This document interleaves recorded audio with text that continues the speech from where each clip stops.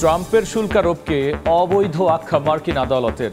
রায় কার্যকরের আগে আপিলের সুযোগ, ট্যারিফ চালু রাখার ঘোষণা প্রেসিডেন্টের।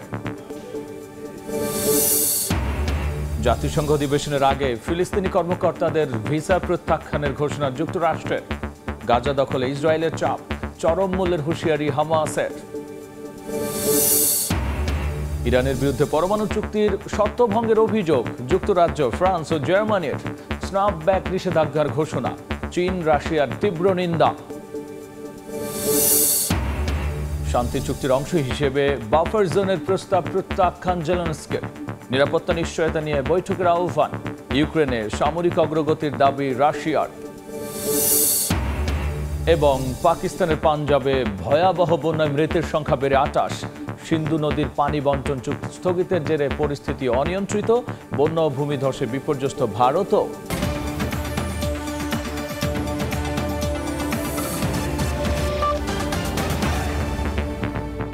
আন্তর্জাতিক সময় সঙ্গে আছি আমি গোলাম রাব্বি। মার্কিন প্রেসিডেন্ট ডোনাল্ড ট্রাম্পের আরোপিত অধিকাংশ শুল্ক অবৈধ বলে রায় দিয়েছে যুক্তরাষ্ট্রের একটি আপিল আদালত। রায় কার্যকর হওয়ার আগে ট্রাম্প প্রশাসনকে আপিল করার সুযোগও দেওয়া হয়েছে। এদিকে ট্রাম্প এই রায়কে ভুল আখ্যা দিয়ে বলেছেন সব শুল্কই কার্যকর রয়েছে।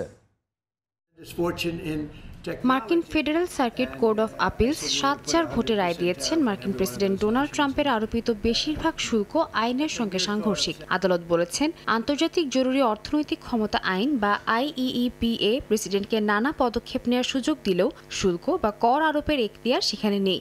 আদালতের রায়ে বলা হয়, শুল্ক আরোপ করা কংগ্রেসের মূল সাংবিধানিক ক্ষমতা এবং কোনো প্রেসিডেন্ট আইন পাশ ছাড়া এই ক্ষমতা প্রয়োগ করতে পারেন না। রায়ের ফলে ট্রাম্প ঘোষিত রেসিপ্রোকাল বা প্রতিশোধমূলক শুল্ক, যা চীন, মেক্সিকো ও কানাডা সহ বহু দেশের উপর আরোপ করা হয়েছিল, অবৈধ বলে গণ্য হবে। তবে এই রায় কার্যকর হবে আগামী 14 অক্টোবর থেকে, যাতে প্রশাসন সুপ্রিম কোর্টে আপিল করার সুযোগ পায়। রায়ের প্রতিক্রিয়ায় ট্রাম্প একে অত্যন্ত পক্ষপাতদুষ্ট সিদ্ধান্ত বলে মন্তব্য করেন। তার মতে, এই রায় বহাল থাকলে তা যুক্তরাষ্ট্রকে অর্থনৈতিকভাবে ধ্বংস করে দেবে। ট্রাম্প দাবি করেন, শুল্ক তুলে নেওয়া হলে দেশ দুর্বল হয়ে পড়বে আর প্রতিদ্বন্দ্বীরা যুক্তরাষ্ট্রকে চাপে ফেলতে সক্ষম হবে। তিনি আত্মবিশ্বাস প্রকাশ করেন যে সুপ্রিম কোর্টে এই রায় বাতিল হবে। সাদিয়া তাসনিম, সময় সংবাদ। জাতিসংঘ সাধারণ পরিষদের অধিবেশনের আগে ফিলিস্তিনি কর্মকর্তাদের ভিসা প্রত্যাখ্যানের ঘোষণা দিয়েছে যুক্তরাষ্ট্র। ট্রাম্পের এই পদক্ষেপ আবারও বিতর্কের জন্ম দিয়েছে। এদিকে গাজা দখলের পরিকল্পনার জন্য ইসরায়েলকে চরম মূল্য দিতে হবে বলে হুঁশিয়ারি দিয়েছে হামাসের সশস্ত্র শাখা। এর মধ্যেই একদিনের হামলায় গাজায় নিহত হয়েছে অন্তত 48 জন, যাদের বেশিরভাগই গাজার সাধারণ বাসিন্দা।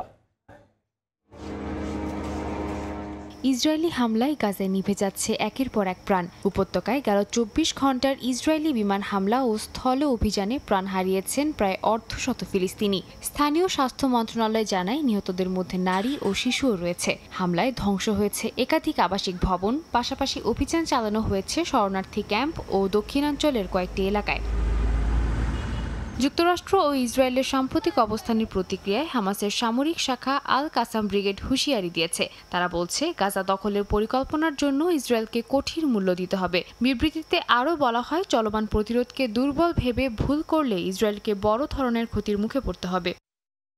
জাতিসংঘ সাধারণ পরিষদের অধিবেশনের আগে যুক্তরাষ্ট্র ঘোষণা দিয়েছে, ফিলিস্তিনি কর্মকর্তাদের কোনো ভিসা দেয়া হবে না। ওয়াশিংটন জানিয়েছে, বর্তমান পরিস্থিতিতে ফিলিস্তিনের নেতৃত্বকে মঞ্চ দেওয়ার অর্থ হবে সহিংসতা ও উত্তেজনার প্রশ্রয় দেয়া। মার্কিন পররাষ্ট্র দফতরের এই সিদ্ধান্ত কূটনৈতিক মহলে তীব্র আলোচনার জন্ম দিয়েছে।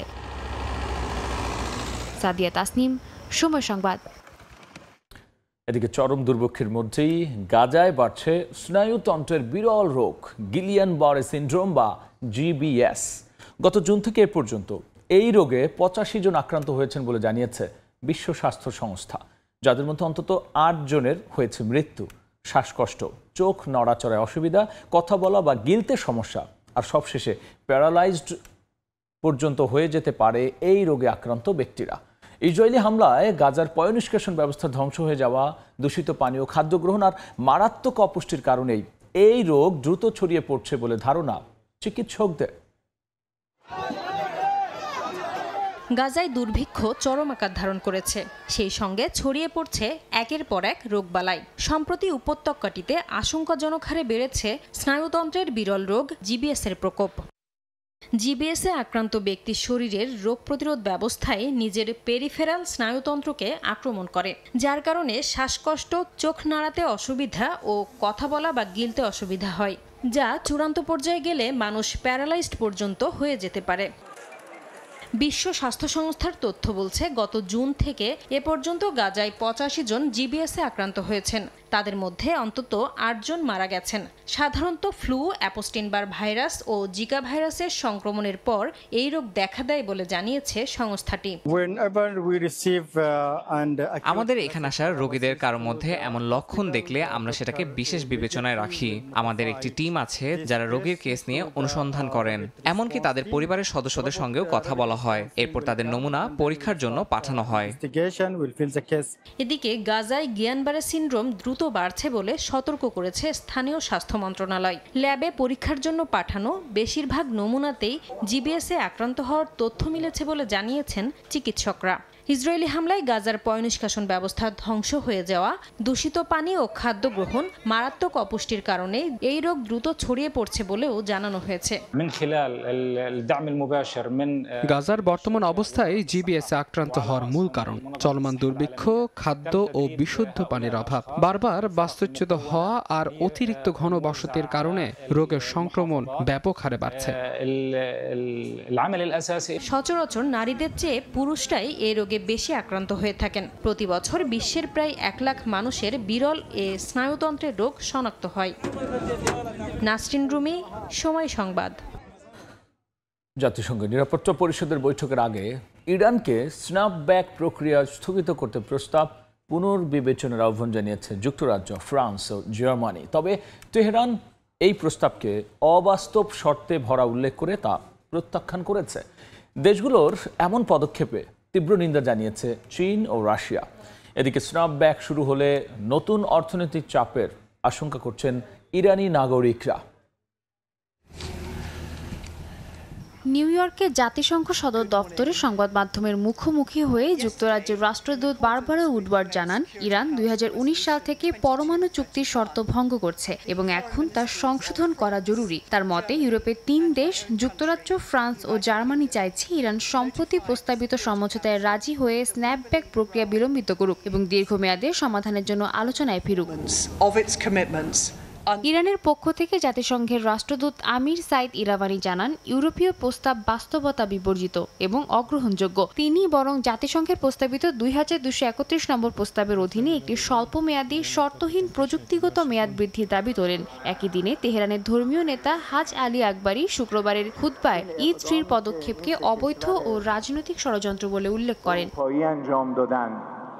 চীন জানায়, ইরানের উপর পুনরায় নিষেধাজ্ঞা আরোপ শুরু করা কূটনৈতিক সমাধানের পথ রুদ্ধ করবে এবং নতুন উত্তেজনা সৃষ্টি করবে। বেইজিংয়ের মতে এই পদক্ষেপ আলোচনার পরিবেশ ভেঙে দেবে এবং সংঘাত বাড়াতে পারে। রাশিয়ার পররাষ্ট্র মন্ত্রণালয়ও একই সুরে জানায়, ইউরোপীয় দেশগুলোর পদক্ষেপ অস্থিতিশীলতা বাড়াবে এবং আন্তর্জাতিক সম্প্রদায়ের এটি প্রত্যাখ্যান করা উচিত। এদিকে তেহরানের সাধারণ নাগরিকদের মধ্যেও উদ্বেগ বাড়ছে। স্থানীয়রা জানাচ্ছেন, ডলার ও সোনার দাম এরই মধ্যে বেড়েছে, যার প্রভাব সরাসরি নিম্ন আয়ের মানুষের উপর পড়ছে। কেউ মনে করছেন দেশকে আত্মরক্ষা করতে হবে, তবে সংঘাত না বাড়িয়ে কূটনৈতিক পথে এগোনো জরুরি। স্ন্যাপব্যাক প্রক্রিয়া পূর্ণ কার্যকর হলে তাদের দৈনন্দিন জীবন আরও কঠিন হয়ে উঠবে বলে আশঙ্কা করছেন তারা। সাদিয়া তাসনিম, সময় সংবাদ। শান্তি চুক্তির অংশ হিসেবে বাফার জোনের প্রস্তাব প্রত্যাখ্যান করেছেন ইউক্রেনের প্রেসিডেন্ট ভলোদিমির জেলেনস্কি। তবে আগামী সপ্তাহে নিরাপত্তা নিশ্চয়তা নিয়ে নতুন আলোচনার আহ্বান জানিয়েছেন তিনি।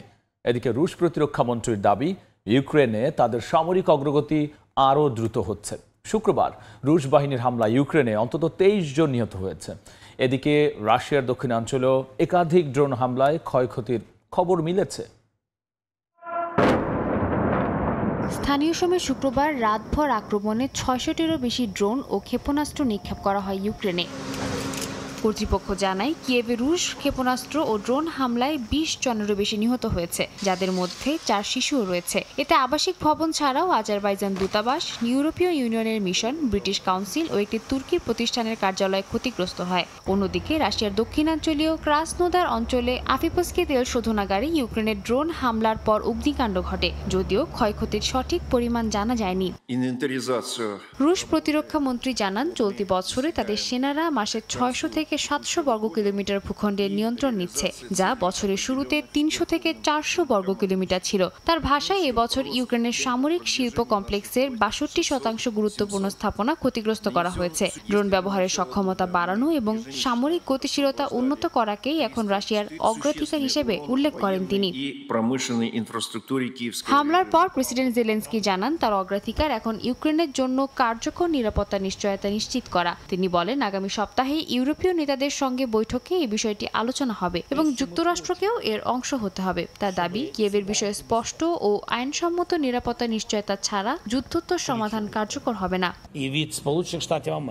এছাড়াও শান্তি আলোচনায় বাফার জোন গঠনের প্রস্তাবকে সরাসরি নাকচ করে দিয়েছেন প্রেসিডেন্ট ভলোদিমির জেলেনস্কি। তিনি বলেন, আজকের প্রযুক্তি নির্ভর যুদ্ধে বাফার জোন কার্যকর নয়। ভারী অস্ত্র এরই মধ্যে 10 কিলোমিটারের বেশি দূরে সরিয়ে রাখা হয়েছে, কারণ ড্রোন হামলায় সবকিছুই টার্গেট হয়। জেলেনস্কি আরও স্পষ্ট করেন, এ ধরনের প্রস্তাব বাস্তবায়ন মানেই ইউক্রেনকে ভূখণ্ড ছাড়তে বাধ্য করা, যা তিনি মেনে নেবেন না। সাদিয়া তাসনিম, সময় সংবাদ। আন্তর্জাতিক সময়ে আরও থাকছে। তাইওয়ান সফরে গিয়ে দ্বীপের স্বাধীনতার পক্ষে মার্কিন 2 সিনেটরের সমর্থন। ক্ষুব্ধ প্রতিক্রিয়া বেইজিংয়ের। চীনা সার্বভৌমত্ব, ভৌগোলিক অখণ্ডতা ক্ষুণ্ণের অভিযোগ।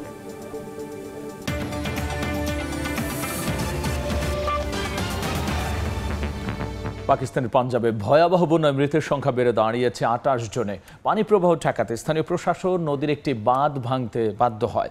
লাহোর ও ঝাং শহর প্লাবিত হওয়ার ঝুঁকিতে রয়েছে।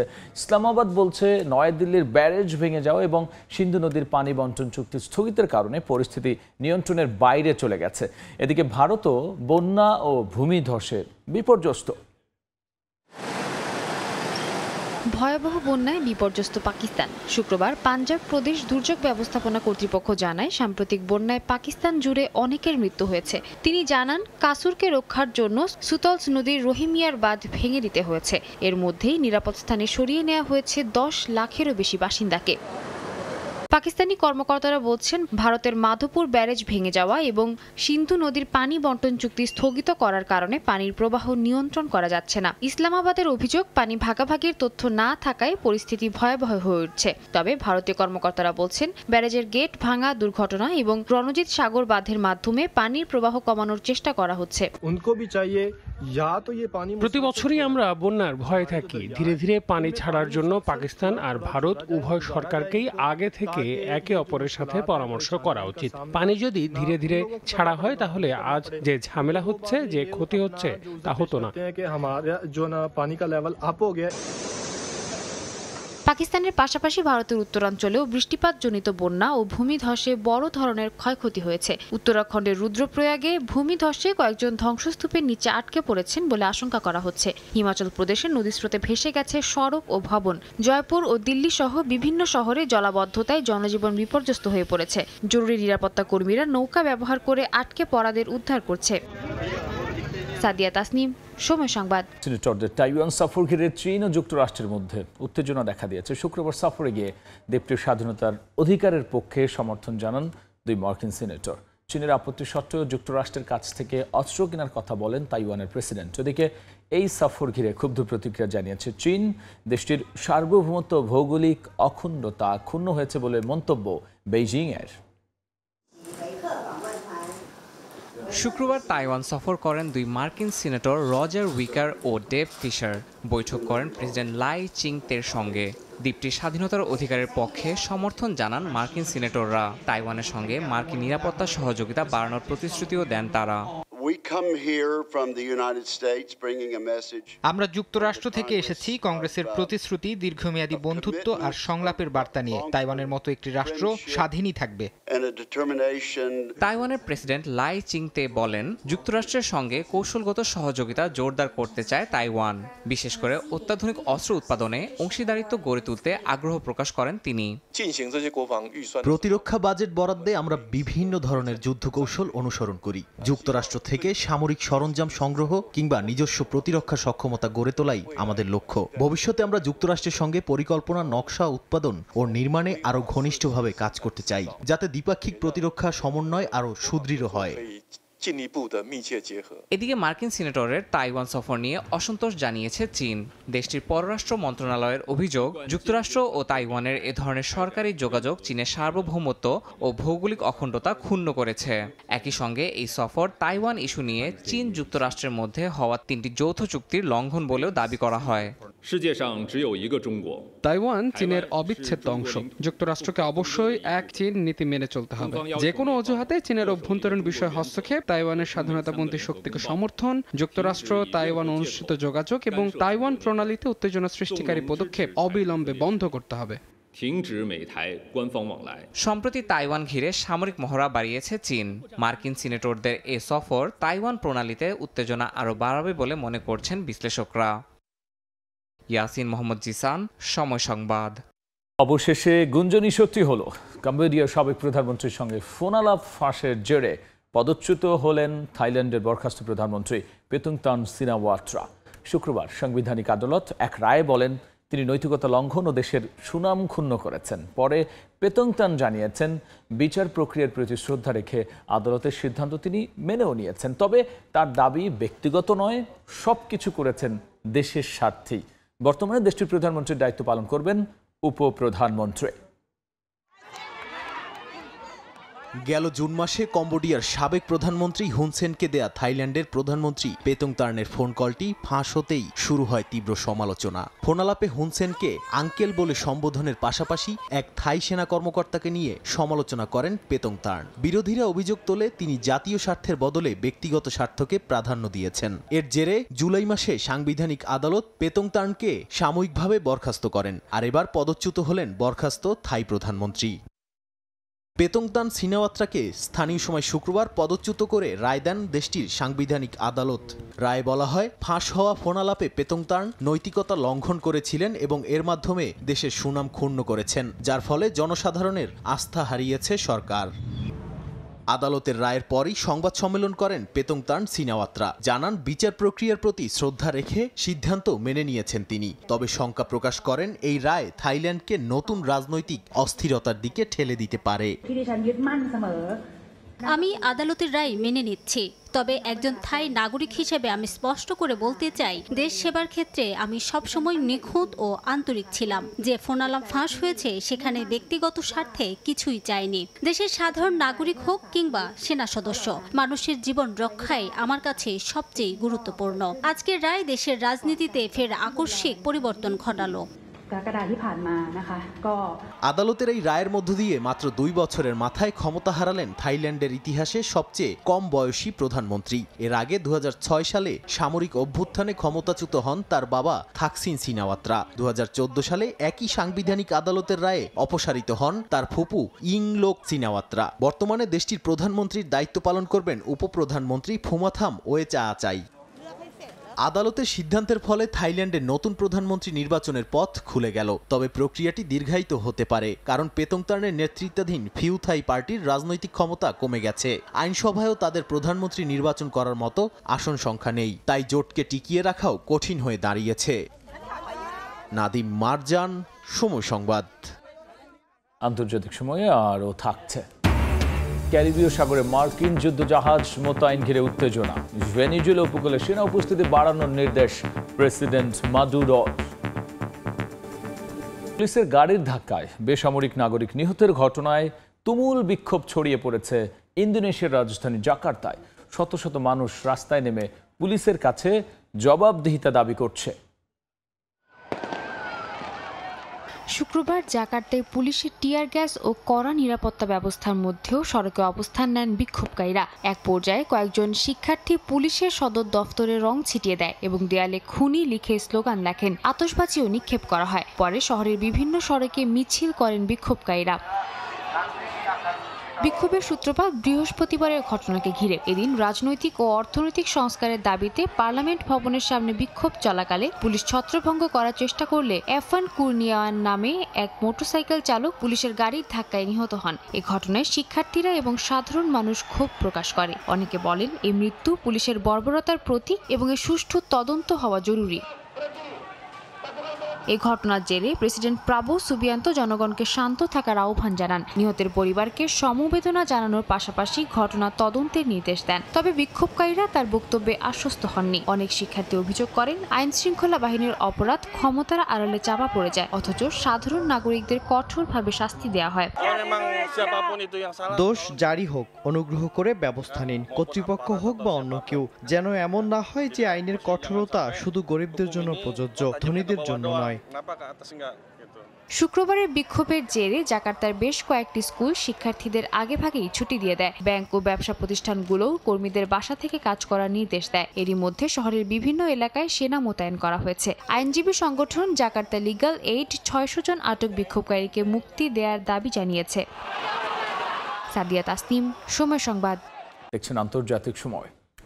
ক্যারিবীয় সাগরে মার্কিন যুদ্ধজাহাজ মোতায়েন ঘিরে নতুন করে উত্তেজনা তৈরি হয়েছে। তবে ভেনেজুয়েলায় সামরিক অভিযানের কোনো আশঙ্কা নেই বলে দাবি করেছেন প্রেসিডেন্ট নিকোলাস মাদুরো। উপকূলীয় এলাকায় বাড়ানো হয়েছে সেনা উপস্থিতি। এদিকে লাতিন আমেরিকার মাদক চক্রের হুমকি মোকাবেলায় নৌযান ও সেনা পাঠানো হয়েছে বলে জানিয়েছে ওয়াশিংটন। ক্যারিবীয় সাগরে যুক্তরাষ্ট্রের 5টি যুদ্ধজাহাজ এবং 4000 সেনা মোতায়েনের খবর ছড়িয়ে পড়তেই রাজনৈতিক মহলে শুরু হয় জল্পনা। ট্রাম্প প্রশাসন মাদুরো সরকারের বিরুদ্ধে সরাসরি সামরিক পদক্ষেপ নিতে যাচ্ছে কিনা সেই আলোচনা ওঠে। স্থানীয় সময় শুক্রবার এএফপিকে দেয়া সাক্ষাৎকারে তা উড়িয়ে দেন প্রেসিডেন্ট মাদুরো। এদিকে ওয়াশিংটন বলছে মাদক বিরোধী অভিযানের অংশ হিসেবেই ক্যারিবীয় সাগরের দক্ষিণে নৌযান মোতায়েন করা হয়েছে। বার্তা সংস্থা রয়টার্স জানায় মার্কিন কোস্টগার্ড ও নৌবাহিনীর বিভিন্ন জাহাজ দক্ষিণ ক্যারিবীয় অঞ্চলে নিয়মিত চলাচল করলেও এবার সেখানে স্বাভাবিকের চেয়ে কয়েক গুণ বেশি সামরিক উপস্থিতি দেখা যাচ্ছে। এর আগে যুক্তরাষ্ট্র অভিযোগ তুলেছিল মাদুরো সরাসরি কোকেন পাচার চক্র কার্টেল দে লস সোলেস এর সঙ্গে জড়িত। সংগঠনটিকে সন্ত্রাসী তালিকায় যুক্ত করেছে যুক্তরাষ্ট্র। এমনকি মাদক পাচারের জন্য বিচারের আওতায় আনতে মাদুরোকে ধরিয়ে দেয়া বা এ সংক্রান্ত তথ্যের জন্য অর্থ পুরস্কার ঘোষণা করে ওয়াশিংটন। অর্জিতা শেহজিন, সময় সংবাদ। জাতিক সময়। যুক্তরাষ্ট্রের মিনেসোটায় গেল বুধবারের বন্দুক হামলার পর দেশটির শিক্ষা প্রতিষ্ঠানের নিরাপত্তা নিয়ে প্রশ্ন উঠেছে। বিভিন্ন জরিপ সংস্থা বলছে চলতি বছর এ পর্যন্ত বিভিন্ন স্কুলে গুলিবর্ষণ, অস্ত্র প্রদর্শন, এমনকি দুর্ঘটনাক্রমে গুলির ঘটনা ঘটেছে 146টি। কেউ হতাহত না হলেও শুধু গুলি ছোড়া হয়েছে 91 বার। আর এসব হামলায় হতাহত হওয়ার ঘটনা ঘটেছে অন্তত 8টি। মার্কিন কংগ্রেসে রাজনৈতিক বিভাজন থাকায় অস্ত্র নিয়ন্ত্রণ কঠোর আইন প্রণয়ন করা যাচ্ছে না বলে মনে করছেন নিরাপত্তা বিশ্লেষকরা।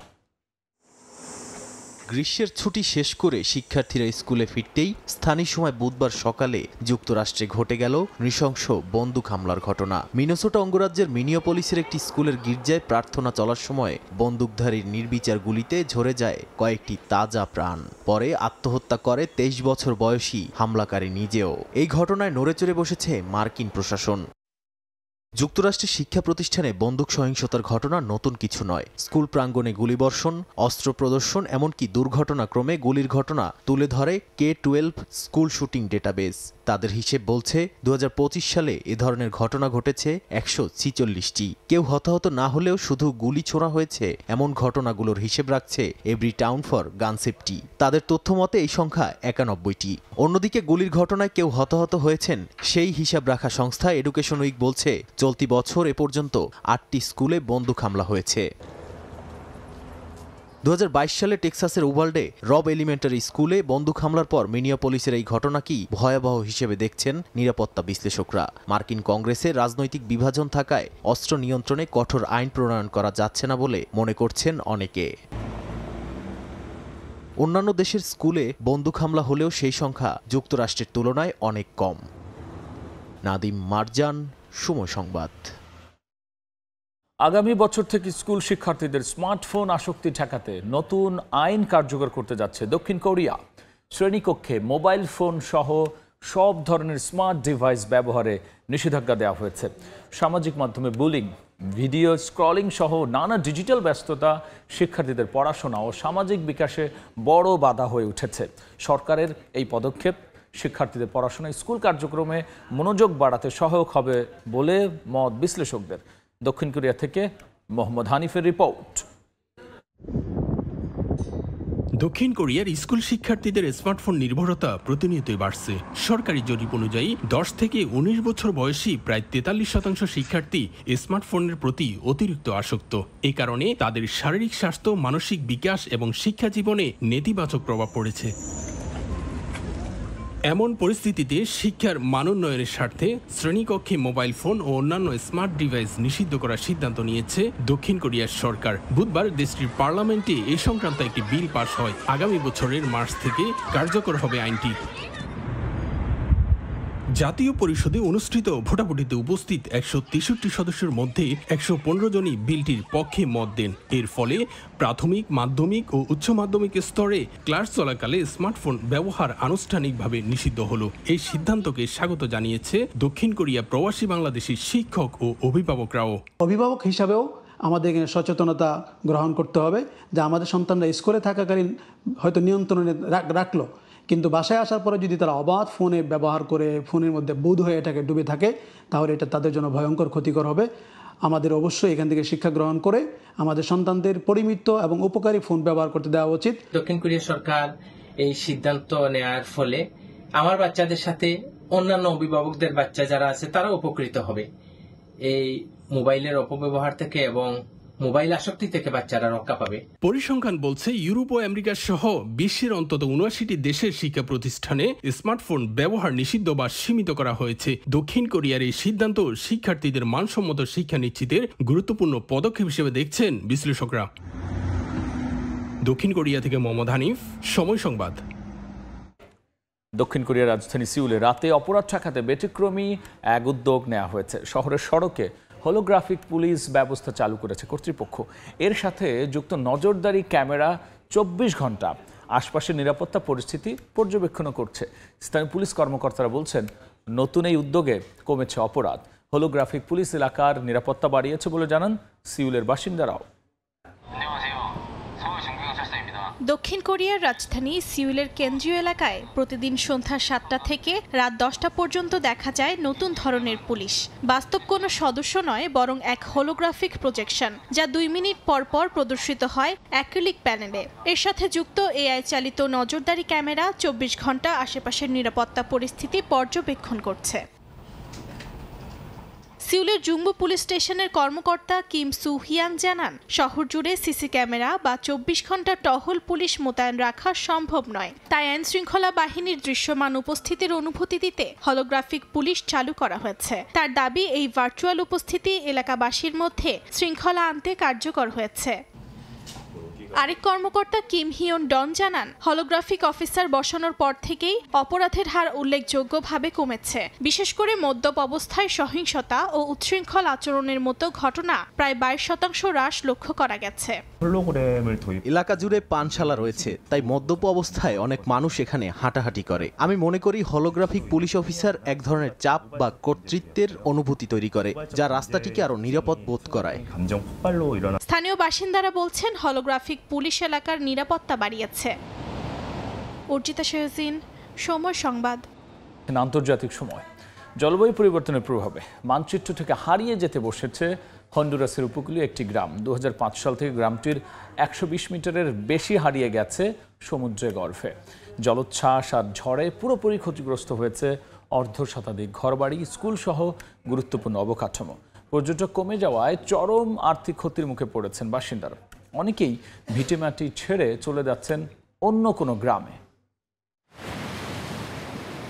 গ্রাম নয়, যেন সমুদ্রের তলদেশে হারিয়ে যেতে বসা এক ইতিহাসের নাম হন্ডুরান। দক্ষিণ আমেরিকার দেশ হন্ডুরাসের সিডেনো শহরের সমুদ্র উপকূলীয় এই গ্রামের অর্ধেকের বেশি বিলীন হয়ে গেছে সমুদ্রগর্ভে। অঞ্চলটির উদ্ভিদ ও প্রাণী উন্নয়ন বিভাগের তথ্য বলছে 2005 সাল থেকে এখন পর্যন্ত অন্তত 120 কিলোমিটার গ্রাম গ্রাস করেছে সমুদ্র। হন্ডুরানের বেশিরভাগ মানুষ জীবিকা নির্বাহ করেন মাছ ধরে। সাগর কখনো সপ্তাহ কিংবা 1 মাসের বেশি সময় ধরে উত্তাল থাকে, তখন মাছ ধরতে যাওয়া যায় না। সাগর শান্ত হওয়ার আগ পর্যন্ত কিছুই করতে পারে না গ্রামের মানুষ। এমন অবস্থায় পর্যটনের উপর ভরসা থাকলেও নানা সময়ে সাগর উত্তালের খবর প্রচারের পর থেকে পর্যটক শূন্য হয়ে পড়েছে সমুদ্র তীরবর্তী এই গ্রাম। এতে চরম আর্থিক ক্ষতির মুখে পড়েছেন বাসিন্দারা। কেউ এসে জিজ্ঞেসও করেনি আমাদের কোনো সাহায্যের দরকার আছে কিনা, এমনকি এক বোতল পানিও দেয়নি। শুধু আমরা একে অপরের ভরসায় ছিলাম। যার কাছে সামান্য খাবার ছিল সে ভাগ করে নিয়েছে। আমরা কখনো 1 কাপ কফি খেয়েও টিকে থেকেছি।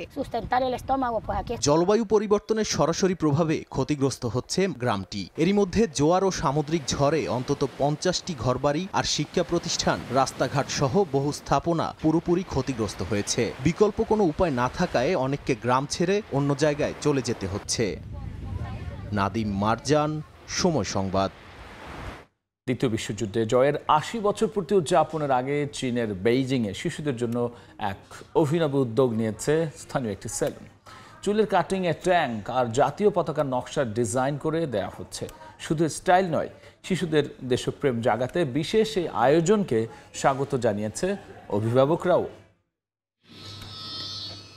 চীনের রাজধানী বেইজিংয়ের একটি সেলুনে যাওয়া শিশুদের মাথায় নানান সব ডিজাইন। কারো চুলের ডিজাইনে আছে পতাকা, কারো আবার ট্যাঙ্কের নকশা। শহরটির নিংজিং বেবি বার্বার শপে প্রতিদিন বাচ্চাদের নিয়ে ভিড় করছেন অভিভাবকরা।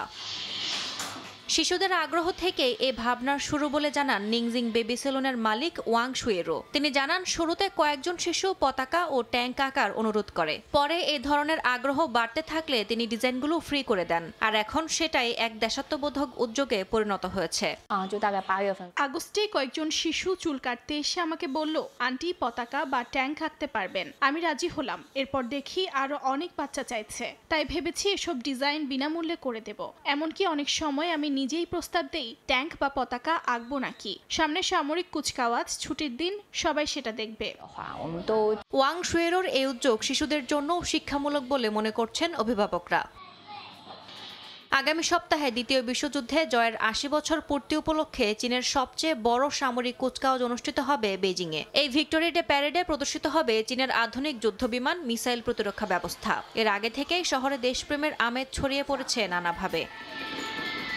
ইয়াসমিন অনন্যা, সময় সংবাদ।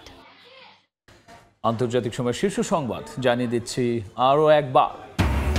ট্রাম্পের শুল্ক আরোপকে অবৈধ আখ্যা মার্কিন আদালতের। রায় কার্যকরের আগে আপিলের সুযোগ। ট্যারিফ চালু রাখার ঘোষণা প্রেসিডেন্টের। জাতিসংঘ অধিবেশনের আগে ফিলিস্তিনি কর্মকর্তাদের ভিসা প্রত্যাখ্যানের ঘোষণা যুক্তরাষ্ট্রের। গাজা দখলে ইসরায়েলের চাপ, চরম মূল্যের হুঁশিয়ারি হামাসের। এবং ইরানের বিরুদ্ধে পরমাণু চুক্তির শর্তভঙ্গের অভিযোগ। যুক্তরাজ্য, ফ্রান্স ও জার্মানির স্ন্যাপব্যাক নিষেধাজ্ঞার ঘোষণা। চীন রাশিয়ার তীব্র নিন্দা।